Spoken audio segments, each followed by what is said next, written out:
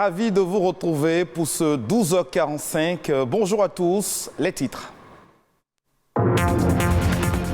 Très peu de jeunes filles exercent aujourd'hui dans le digital. Il faut changer la donne, inciter les jeunes filles à envisager une carrière dans le secteur du numérique. On en parle dans cette session d'information.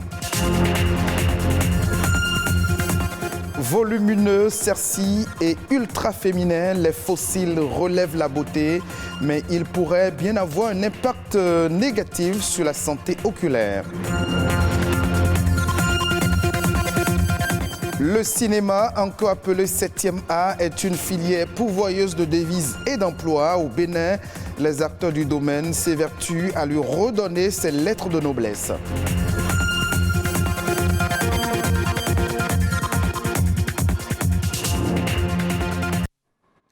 Ce 12 mai, tous les pays à l'échelle mondiale sont appelés à lutter davantage contre l'encéphalomyélite myalgique, encore appelé syndrome de fatigue chronique.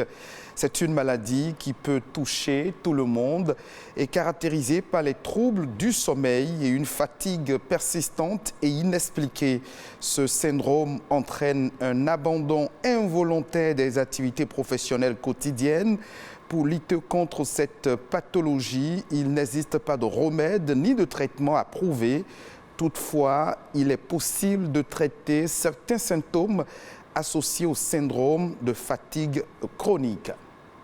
Ce 12 mai toujours, la communauté internationale célèbre la journée mondiale de la fibromyalgie. C'est une maladie qui peut être provoquée par un choc émotionnel ou physique. La fibromyalgie associe douleurs musculaires ou articulaires permanentes, fatigue chronique, troubles du sommeil, symptômes dépressifs et troubles anxieux. Dans plus de 80% des cas, la fibromyalgie touche les femmes de 30 à 55 ans. Elle apparaît fréquemment autour de la ménopause. Un autre élément dans cette session d'information, de jeunes filles exerçant dans le domaine des TIC, en connaissez-vous? Elles sont en effectif réduit dans le monde entier. Il faut changer la donne, impliquer les jeunes filles dans le secteur des TIC devient aujourd'hui un enjeu international. Les détails à travers ce reportage. Une image qui traduit une fracture numérique entre les sexes. Ces filles choisissent faire de la robotique une filière longtemps réservée aux hommes. Malheureusement, elles restent peu nombreuses dans le monde. Les jeunes filles restent encore très peu représentées dans les domaines des sciences, de la technologie, de l'ingénierie et des mathématiques. D'après la communauté internationale, malgré les efforts mondiaux pour inspirer et impliquer les femmes et les filles dans la science, les femmes et les filles de nombreux pays restent exclues, freinées par les préjugés sexistes, les normes sociales et les attentes qui influencent la qualité de l'éducation des femmes ainsi que les options de carrière. La plupart de ceux qui n'ont pas accès à la technologie numérique sont des femmes et des filles dans les pays en développement. Les derniers chiffres de l'Union internationale des télécommunications montrent un écart de 17% entre les sexes dans l'utilisation d'Internet dans le monde. C'est encore plus large dans les pays les moins avancés. Dans un monde où le numérique se généralise, il est essentiel d'encourager les jeunes filles à faire des études dans les domaines de la science et de la technologie. L'Union internationale des télécommunications UIT s'engage fortement en faveur de l'autonomisation des jeunes filles du monde entier afin qu'elles puissent acquérir des compétences numériques et poursuivre une carrière portée par les technologies. Imaginez un futur où chaque enfant et chaque jeune, quel que soit son sexe, ait les mêmes chances d'accès et de formation en vue de tirer parti des possibilités illimitées qu'offrent les TIC et qu'ils soient encouragés dans cette démarche. En dotant les jeunes filles des outils pour explorer le monde des technologies, animées par leur curiosité et leur imagination, nous pouvons stimuler des solutions innovantes qui font appel au TIC pour relever certains des plus grands défis de notre époque. Le Bénin, désireux depuis 5 ans d'être le hub du numérique dans la sous-région, met également en place de nombreuses actions aux fins d'impliquer les jeunes filles et les amener à être passionnées des TIC. De nombreuses jeunes filles sont sensibilisées au principe du codage et aux nombreux métiers qu'offre le numérique. La sous-représentation des femmes dans les emplois des TIC reste l'un des obstacles à la réalisation de l'égalité des sexes partout dans le monde, qui est un élément clé du programme de développement durable à l'horizon 2030 des Nations Unies. Une date, 3 événements. Les Nations Unies rendent hommage ce 12 mai à toutes les infirmières du monde entier. Au sein des hôpitaux, les infirmières sont un maillon important de l'équipe médicale. Dans l'exercice de leur métier, ces professionnels de santé ont des rôles précis. Prendre la tension artérielle, la température, faire des pansements, des prélèvements sanguins ou encore des injections. Dans l'organisation du travail dans un hôpital, il y a les infirmières anesthésistes, puéricultrices et du bloc opératoire dont la présence permanente auprès des malades ou des patients est une exigence du métier.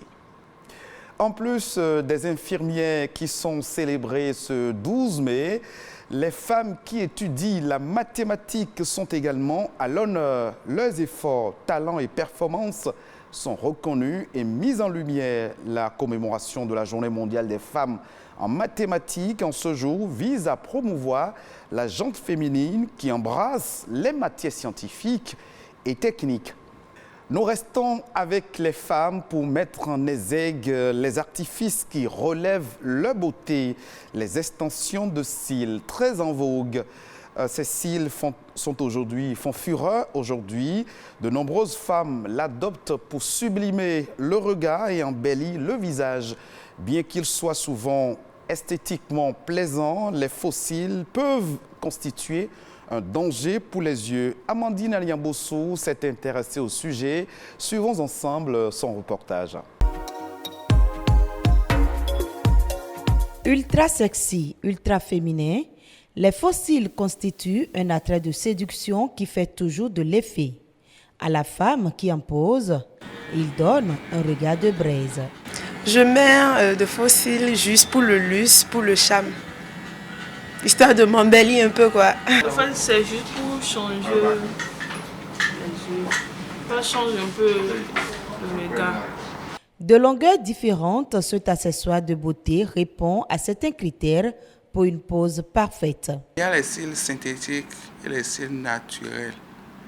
Et il y a aussi les extensions de cils.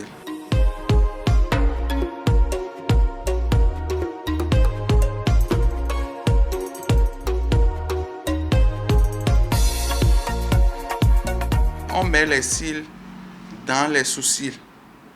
Parce qu'on ne met pas les cils sous les sous-cils, au fait, parce que ça va gêner les yeux. J'ai l'habitude de désinverter les matériels avec de l'alcool. Et même si le résultat est très joli, les faux cils ne font pas l'unanimité. Malheureusement, on constate que plusieurs femmes se donnent au port des faux cils juste pour plaire aux hommes. Et dans le même temps, elles se rendent vilaines sans le savoir. Le port des faux cils, c'est pas une bonne chose parce que ça peut apporter des problèmes aux yeux. Les gens veulent copier tout ce qu'on voit à la télé, donc du coup, on se permet le luxe quand même de s'approprier ces produits-là sans savoir quels sont les éléments nocifs qu'ils contiennent. Selon des chercheurs américains, les faux cils réduiraient le flux d'air qui arrive sur la surface oculaire, ce qui n'est pas sans danger pour les yeux. À la longue, les produits de colle là peuvent altérer le bord libre de la paupière et à force de mettre ça, ces petites agressions vont entraîner soi-disant une des cicatrices rétractiles et ça va devenir opaque, d'où une baisse de la visibilité. C'est-à-dire la cornée étant opaque, elle ne servira plus à bien voir. La pose des cils artificiels est devenue aujourd'hui une tendance.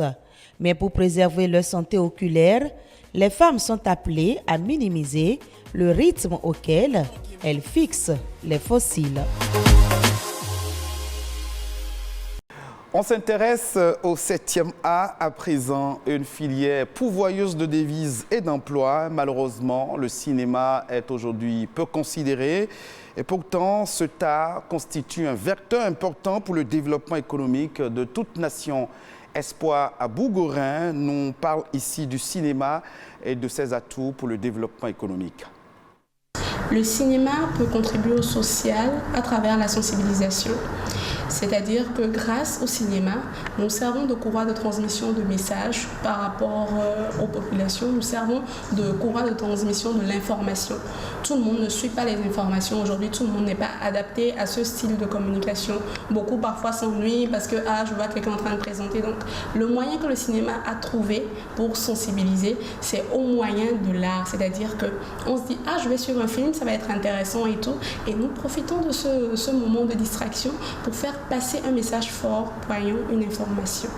Nous avons la possibilité aujourd'hui de révolutionner le 7e art à travers notre identité, notre culture. Et c'est heureux et louable de savoir que beaucoup commencent à comprendre. Donc je peux dire que oui, si on compare avec comment on a commencé et où nous en sommes actuellement, on peut dire que oui, déjà on fait du cinéma. Je pense qu'il faut y aller parce que tout est dans le rêve et tout est dans la concrétisation de ce rêve. Si vous vous mettez à pied d'œuvre, vous actionnez la machine et que vous persévérez, vous allez y arriver et même que vous finirez par être nourri par cet art, par en vivre, ça deviendra un métier pour vous. Le jeune a tout intérêt à se lancer dans ce métier pour la simple raison que plus vite il commence, mieux c'est. Et plus il est jeune, plus il apprend et plus il s'impose. Alors oui, il faut se lancer dans le cinéma parce que par là on apprend beaucoup, par là on développe ses sens, par là on s'éveille et par là aussi on se découvre plusieurs facettes de personnalité. On améliore sa façon d'être et on apprend à être surtout humble et à travailler en équipe. Espoir Abougorin au sujet du 7e art, c'est-à-dire le cinéma, une filière porteuse de devises et d'emplois. D'autres informations pêle-mêle au plan national dans cette session d'information. Ghislain Koguet nous propose La Nation en bref du 12h45.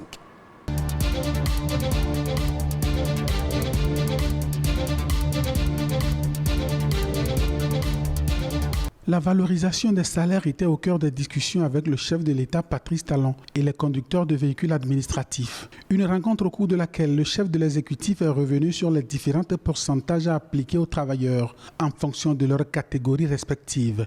D'où les questions. Faut-il augmenter tous les salaires dans les mêmes proportions? Faut-il revaloriser les salaires qui sont au bas de l'échelle dans la même proportion que ceux situés dans les catégories supérieures de l'échelle? Les conducteurs de véhicules administratifs demandent à Patrice Talon d'être leur avocat dans les futures négociations. Les représentants des pays du Golfe de Guinée réunis à Cotonou harmonisent leur stratégie nationale en termes de prévention, de protection, de poursuite et de partenariat dans la lutte contre la traite des personnes. C'est une initiative du projet régional d'appui à la lutte contre la traite des personnes dans les pays du Golfe de Guinée. La Chine renforce son appui au Bénin dans la lutte contre la Covid-19. Elle vient de faire un nouveau don de 500 000 doses de vaccins Sinovac à la Fondation Claudine Talon. Ce lot de vaccins est accompagné d'équipements médicaux. Le geste est le troisième appui que la Chine apporte au Bénin dans sa riposte contre cette pandémie en faveur des populations vulnérables.